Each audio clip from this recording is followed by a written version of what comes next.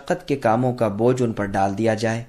یہاں عذاب کی تفسیر لڑکوں کے مار ڈالنے سے کی گئی، اور سورہ ابراہیم میں ایک کا دوسرے پر عطف ڈالا، جس کی پوری تشریح انشاءاللہ سورہ قاف کے شروع میں بیان کی جائے گی۔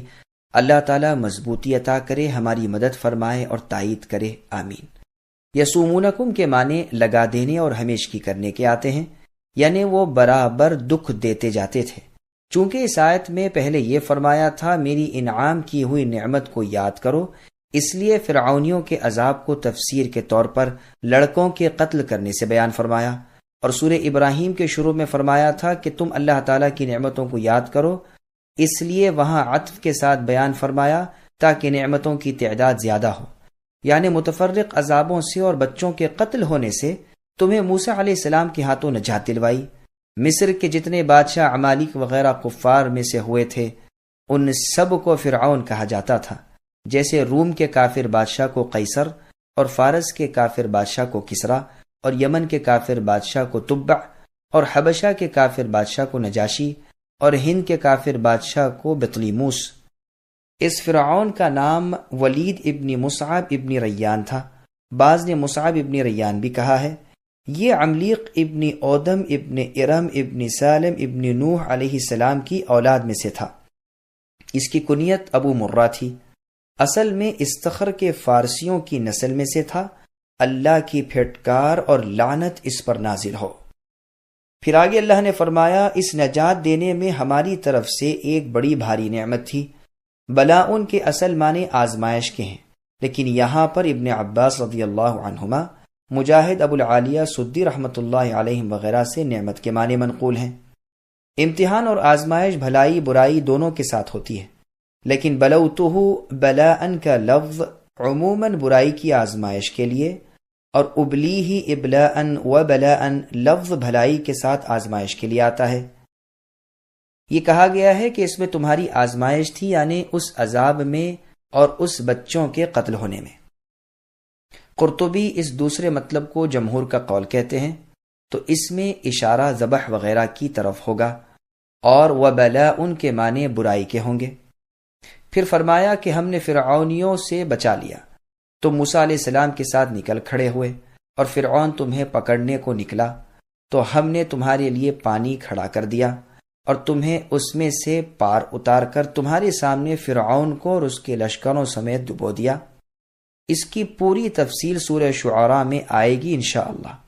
عمرو بن میمون عودی رحمۃ اللہ علیہ فرماتے ہیں کہ جب موسیٰ علیہ السلام بنی اسرائیل کو لے کر نکلے اور فرعون کو خبر ہوئی تو اس نے کہا کہ مرغ جب بولے تب سب نکلو اور انہیں پکڑ کر قتل کر ڈالو، لیکن اس رات اللہ کے حکم سے صبح تک مرغ نہ بولا۔ مرغ کی آواز سنتے ہی فرعون نے ایک بکری ذبح کی اور کہا کہ اس سے پہلے کہ اس کی کلیجی سے میں فارغ ہو لوں، اس سے پہلے 6 لاکھ قبطیوں کا لشکر جرار میرے پاس حاضر ہو جانا چاہیے۔ چنانچہ حاضر ہو گیا، اور یہ ملعون اتنی بڑی جمعیت کو لے کر بنی اسرائیل کی ہلاکت کے لیے بڑے کر و فر سے نکلا اور دریا کے کنارے انہیں پا لیا۔ اب بنی اسرائیل پر دنیا تنگ ہو گئی، پیچھے ہٹیں تو فرعونیوں کی تلواروں کی بھینٹ چڑھیں، آگے بڑھیں تو مچھلیوں کا لقمہ بنیں۔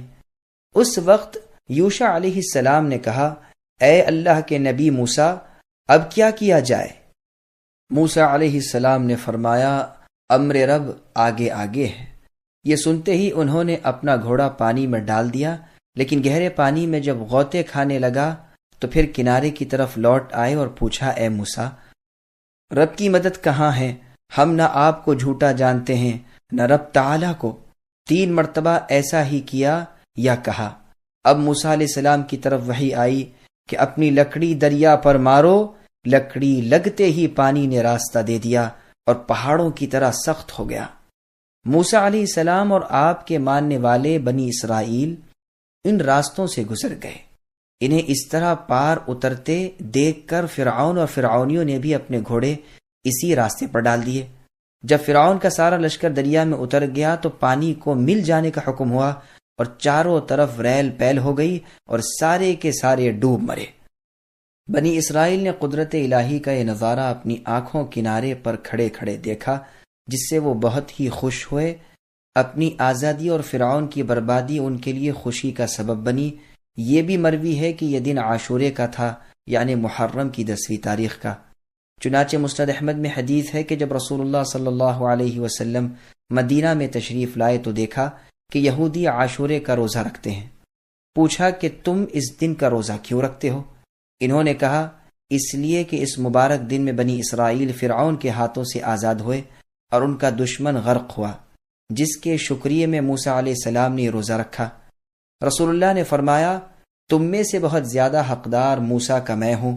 پس رسول اللہ نے خود بھی اس دن روزہ رکھا اور لوگوں کو بھی روزہ رکھنے کا حکم دیا۔ بخاری، مسلم، نسائی، ابن ماجہ وغیرہ میں بھی یہ حدیث موجود ہے۔ وَإِذْ وَاعَدْنَا مُوسَىٰ 40 لَيْلَةً ثُمَّ اتَّخَذْتُمُ الْعِجْلَ مِن بَعْدِهِ وَأَنْتُمْ ظَالِمُونَ ثُمَّ عَفَوْنَا عَنْكُمْ مِن بَعْدِ ذَلِكَ لَعَلَّكُمْ تَشْكُرُونَ وَإِذْ آتَيْنَا مُوسَى الْكِتَابَ وَالْفُرْقَانَ لَعَلَّكُمْ تَهْتَدُونَ وَإِذْ قَالَ مُوسَى لِقَوْمِهِ يَا قَوْمِ إِنَّكُمْ ظَلَمْتُمْ أَنفُسَكُمْ بِاتِّخَاذِكُمُ الْعِجْلَ فَتُوبُوا إِلَى بَارِئِكُمْ فَاقْتُلُوا أَنفُسَكُمْ ذَلِكُمْ خَيْرٌ لَكُمْ عِندَ بَارِئِكُمْ فَتَابَ عَلَيْكُمْ إِنَّهُ هُوَ التَّوَّابُ الرَّحِيمُ۔ ہم نے موسیٰ علیہ السلام سے 40 راتوں کا وعدہ کیا، پھر تم نے اس کے بعد بچھڑا پوجنا شروع کر دیا اور ظالم بن گئے، لیکن ہم نے باوجود اس کے پھر بھی تمہیں معاف کر دیا تاکہ تم شکر کرو، اور ہم نے موسیٰ علیہ السلام کو تمہاری ہدایت کے لیے کتاب اور معجزے عطا فرمائے۔ جب موسیٰ علیہ السلام نے اپنی قوم سے کہا کہ اے میری قوم، بچھڑے کو معبود بنا کر تم نے اپنی جانوں پر ظلم کیا، اب تم اپنے پیدا کرنے والے اللہ کی طرف رجوع کرو، اپنے آپس میں قتل کرو، تمہاری بہتری اللہ کے نزدیک اسی میں ہے، وہ تمہاری توبہ قبول کریں گے، وہ توبہ قبول کرنے والے اور رحم و کرم کرنے والے ہیں۔ سامعین، اب ان آیتوں کی تفسیر سماعت کیجیے۔ 40 راتوں کا وعدہ اور بچھڑے کی پوجا۔ یہاں بھی اللہ تبارک و تعالی اپنے احسانات یاد دلا رہے ہیں کہ جب تمہارے نبی موسیٰ علیہ السلام 40 دن کے وعدے پر تمہارے پاس سے گئے اور پیچھے سے تم نے بچھڑے کی پوجا شروع کر دی، پھر ان کے آنے پر تم نے اس شرک سے توبہ کی، تو ہم نے تمہارے اتنے بڑے کفر کے باوجود بھی بخش دیا۔ اور جگہ قرآن میں ہے وَوَاعَدْنَا مُوسَىٰ 30 لَيْلَةً وَأَتْمَمْنَاهَا بِعَشْرٍ إِلَى آخِرِ الْآيَةِ، یعنی ہم نے موسیٰ علیہ السلام سے 30 راتوں کا وعدہ کیا اور 10 بڑھا کر پوری 40 راتوں کا کیا۔ کہا جاتا ہے کہ یہ وعدے کا زمانہ ذوالقعدہ کا پورا مہینہ اور 10 دن ذوالحجہ کے تھے۔ یہ واقعہ فرعونیوں سے نجات پا کر دریا سے بچ کر نکل جانے کے بعد پیش آیا تھا۔ کتاب سے مراد تورات ہے، اور فرقان ہر اس چیز کو کہتے ہیں جو حق و باطل، ہدایت اور ضلالت میں فرق کرے۔ یہ کتاب بھی اس واقعے کے بعد ملی، جیسے کہ سورہ اعراف کے اس واقعے کے طرز بیان سے ظاہر ہوتا ہے۔ دوسری جگہ من بعد ما اہلکنا القرون الاولی بھی آیا ہے، یعنی ہم نے سابقہ لوگوں کو ہلاک کرنے کے بعد موسیٰ علیہ السلام کو وہ کتاب دی جو سب لوگوں کے لیے بصیرت افزا اور ہدایت و رحمت ہے، تاکہ وہ نصیحت حاصل کریں۔ یہ بھی کہا گیا ہے کہ واو زائد ہے اور خود کتاب کو فرقان کہا گیا ہے، لیکن یہ غریب قول ہے۔ بعض نے کہا ہے کتاب پر فرقان کا عطف ہے، یعنی کتاب بھی دی اور معجزہ بھی دیا۔ دراصل معنی کے اعتبار سے دونوں کا مفہوم ایک ہی ہے، اور ایسی ایک چیز دو ناموں سے بطور عطف کلام عرب میں آیا کرتی ہے۔ شعراء عرب کے بہت سے اشعار اس کے شاہد ہیں۔ یہاں ان کی توبہ کا طریقہ بیان ہو رہا ہے۔ انہوں نے بچھڑے کو پوجا اور اس کی محبت نے ان کے دلوں میں گھر کر لیا۔ پھر موسیٰ علیہ السلام کے سمجھانے سے ہوش آیا اور نادم ہوئے اور اپنی گمراہی کا یقین کر کے توبہ و استغفار کرنے لگے۔ تب انہیں حکم ہوا کہ تم آپس میں قتل کرو، چنانچہ انہوں نے یہ کیا اور اللہ تعالیٰ نے ان کی توبہ قبول کی اور قاتل و مقتول دونوں کو بخش دیا۔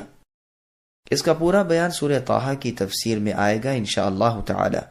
موسیٰ علیہ السلام کا یہ فرمان کہ اپنے خالق سے توبہ کرو بتا رہا ہے کہ اس سے بڑھ کر ظلم کیا ہوگا کہ تمہیں پیدا اللہ تعالیٰ کریں اور تم پوجو عبادت کرو غیروں کی؟